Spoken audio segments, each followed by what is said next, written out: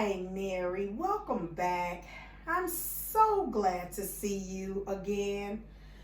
As we did talk about in our first session, I did receive a response from your insurance provider, and they are going to pay 80% of your payment.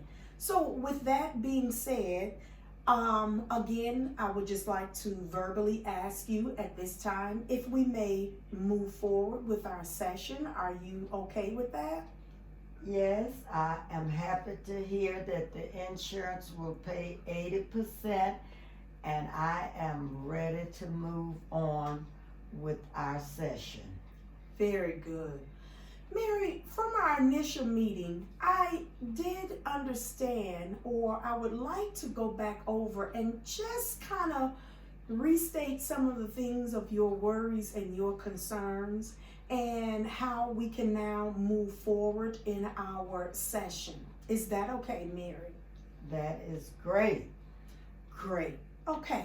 So if I recall from our first session, I know that you said that by you being 84 years of age, with our current health crisis that we are experiencing, that it had you a little worried, more so than normal, and that you have some fears. Is that correct, Mary? Oh, that is correct. Sure. Can you kind of just talk a little bit about what are some of your fears? Well, I'm a diabetic. I can't see a physician. I don't know if I'm going to get my diabetic supplies. I've been exercising, doing water aerobics, and that helps to keep my blood sugar down. I can't exercise now because we have to shelter at home. I'm just worried. I cannot sleep at night. I am worried because I don't know how long this is going to last. And I don't know when I'm going to be able to see a doctor.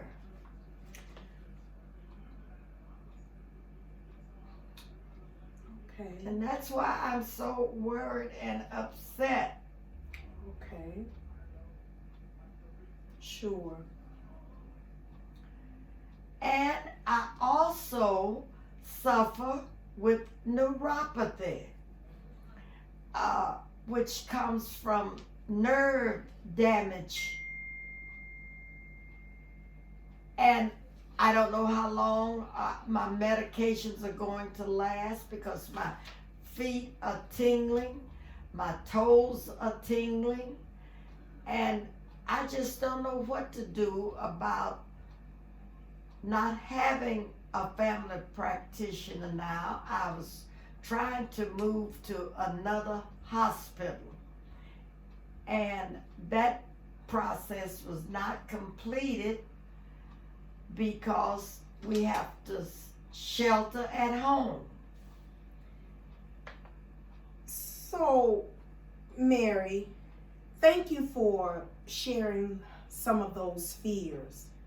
And I want to tell you that having those fears is a normal reaction. Absolutely it is. And I understand, and let me just kind of go back over some things in which you did share, that you are a regular person who enjoys exercising. Is that correct, Mary? That is correct. Yes. And so right now, one of your fears is that by you having the age of being 84, not being able to exercise, let's talk about what were your exercise patterns and some of the things you did prior to this pandemic? Well, as I said, I attend a city public park where 5 days a week I do water aerobics. I cannot do water aerobics now because of the pandemic. I'm stuck in the house. At my age, I cannot exercise jumping on the cement floor or the hardwood floors. And I'm just afraid, like I said, my glucose might rise because I'm not exercising. Yes, Mary, and I understand your fears. So let's just talk about some of the ways in which maybe you necessarily do not have to maybe use your floor space. There may be just some type of body stretches, body movements, leg movements, and chair movements that maybe you would consider at this time. So that might be a way to which help with the exercising at home. Just do simple body stretch, arm stretch, or maybe leg, just using a chair to kind of monitor your medical levels at this time. Do you think that would probably help maybe a little bit, Mary, if you were willing to try? Oh, I'm willing to try anything, and Sure. I will take that into consideration. Sure. I also heard that you said that you were not able to sleep. Let's talk about your sleep patterns. What are before the pandemic, what are like your normal sleep habits? If you could just share that. Are you okay with sharing that, Mary? Well, yes. Nightly, I would look at television until about 10 o'clock. I would go to bed full of anxiety because, wait a minute, I want to back up. Sure. I would go to bed about 10 o'clock. I did not have anxiety. I would go on to sleep because I knew I had to get up early for water aerobics. So I would sleep all night, get up about 6 o'clock to be at the park for about 7. I would stay at the park for about 2.5 hours, come home refreshed and ready for the day. Sure. And so since we are experiencing this health crisis, you're no longer to be able to go out to enjoy your water aerobics class, which is understandable, and that now it has created a more concern for your health issues. Is that correct, Mary? That is correct, Miss Lovett. Yes. And so now at this time, we could see how can we possibly address the situation with not being able to go out for water aerobics. Would there be another way in which possibly we know we're not going to be able to get to a swimming pool during this time? So that is my suggestion to you, is to increase your body movements with using your arms, taking deep breaths, maybe using the chair or some form of exercising in the house. Maybe you could just walk, take a brief walk along the sidewalk, maybe count your steps and continue to get your daily exercise in that way, and then also ensuring that you maintain the ordinance for being healthy and staying safe. Is that okay for right now? Just try to work those measures out, and then we can kind of check in with an update to see how those suggestions may be working for you. Does that sound okay, Mary? That sounds like a plan. Okay.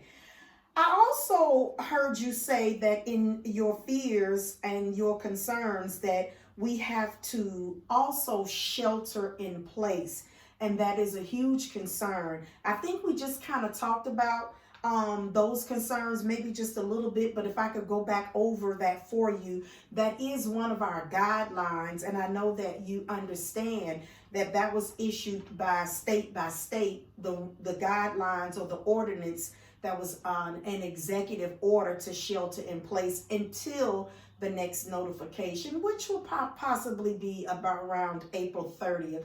But maybe at your next session, we can go over some of the steps that we've just discussed, if that's okay with you, and then we can see how maybe some of those activities are working for you and if that's improving your health concern, okay?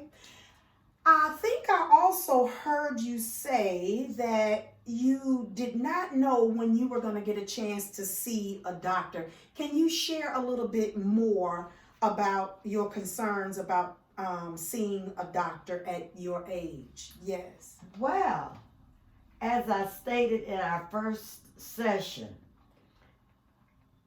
having had the same family practitioner for about 35 years, and after she told me, I filled all of your prescriptions, and I'll see you in a year. Well, I thought that was very strange. And I feel like I need to see a doctor more often than a year's time. Sure. So I decided to seek help at another facility, and I was in the process of doing that when the pandemic orders and rules came out, and now my initial intake at the new facility won't be until August, and that is why I am so concerned about my health issues.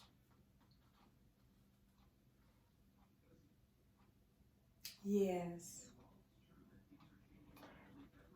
And I was able to talk to the new facility via telephone, and I feel a little better about that.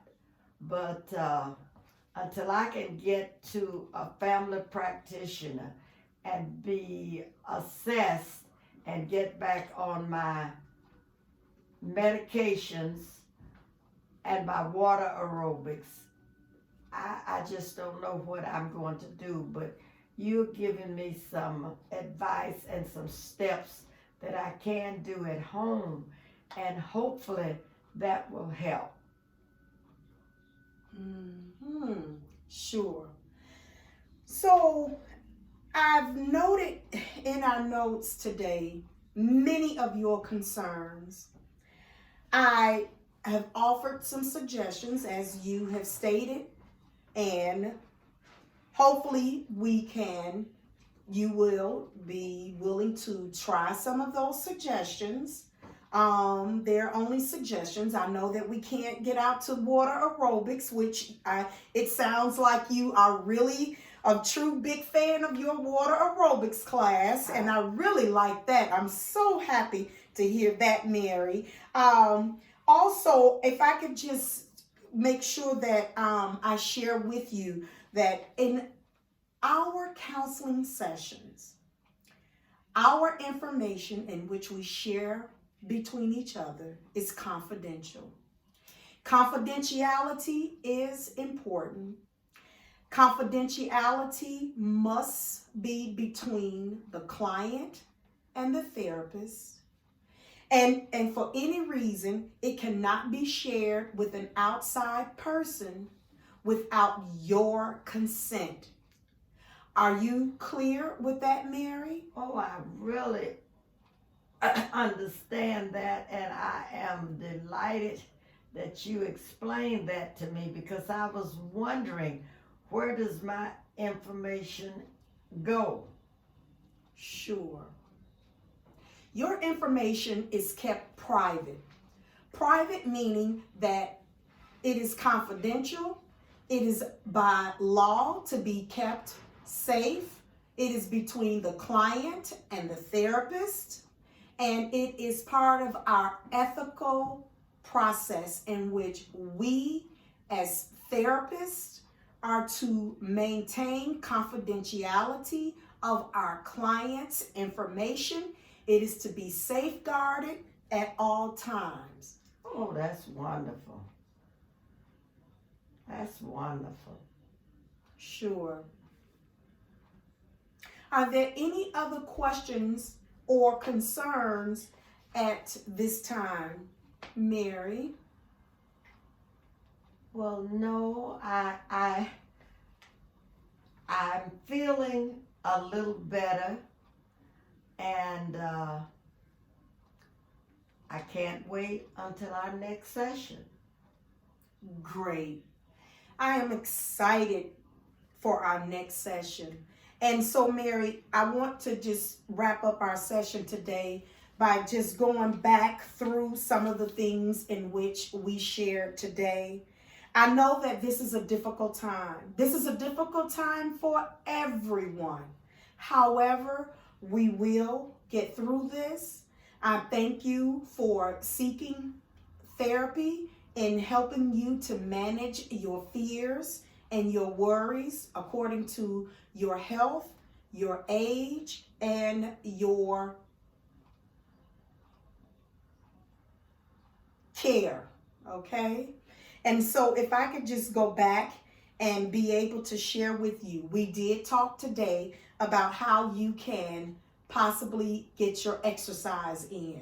Yes, we understand. No, you're not able to do your water aerobics. Your sleep patterns, you are concerned with. Normally, you would be ready for bed and sleep by 10 p.m., ready to arise for your morning aerobics class. Now that you're not able to do that, we're talked about ways in which you could possibly, it's just a possibility, Mary, that you could get in ways in which you could exercise to maximize your health concerns and what you could do now in order to keep forward in making sure that you get the proper amount of exercise, that you receive the proper amount of rest.